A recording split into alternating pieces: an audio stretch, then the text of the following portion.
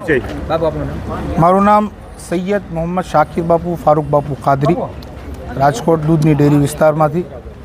બાપુ આજનું જે આવેદન આપવામાં આવે છે ખાસ કરીને સજાદને લઈને જે ટિપ્પણી કરવામાં આવે છે જી. એને લઈને ખાસ શું માંગ શું છે? માંગ એ છે કે જે ગઈ તારીખ 20/7/2026ના રોજ જે પ્રોગ્રામ પોરબંદરની અંદર થયેલ હતો તે દરમિયાની પ્રોગ્રામની અંદર સત્તાર હામદાણી મૌલાના જે પોરબંદરનો રહેવાસી છે અને હસનૈન બકાઈ નામ જે યુપીના અને સલીમ બાપુ બેડી તે પોતે હાજર પ્રોગ્રામમાં હતા.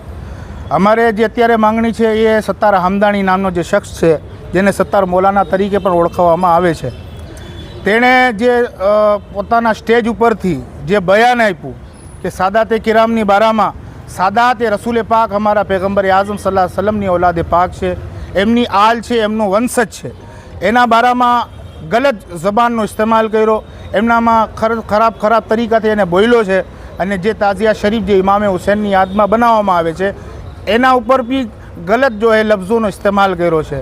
અને એના જે સાદાત બારામાં લફ્ઝો ઇસ્તેમાલ કે ડુપ્લિકેટ સાદાત છે, નકર આ જે આલા હઝરત એ તમારી પહેચાન કરાવી ન હોત તો તમે કલ્લાના ભાવે વેચાત, આવી જબાનો ઇસ્તેમાલ કરીને આ એકવાર નહીં ઘણીવાર એને બોલેલ છે. આની પહેલાં બી મૌલા અલી મુશ્કિલ કુશાની બારામાં બી બોલેલ, ત્યારે પણ બહુ મોટો વિવાદ થયેલો અને હર વખત આની આ જબાન આ વસ્તુ એની અંદર હતી, હવે એ બહાર આવી ગઈ છે.